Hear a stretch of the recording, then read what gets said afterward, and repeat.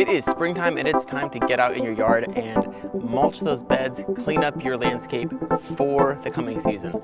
So if you have not done this yet, we're going to talk today about how to mulch your bed, and we're going to show you. But before we get started, if you need help with your landscape, then I've got a gift for you. In the link below this video, you'll find my step-by-step description for how to do your landscape. It's the same process that I use as a professional, and I want you to have that for free as a way of saying thanks for joining me today.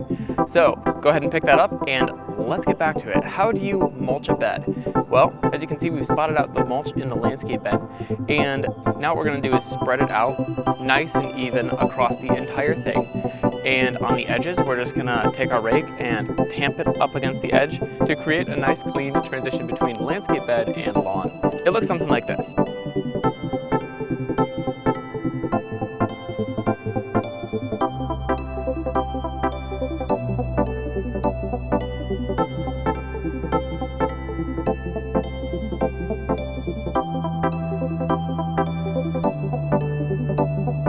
If you're enjoying this and you have a yard that you need to clean up this year, then I've got a special gift for you.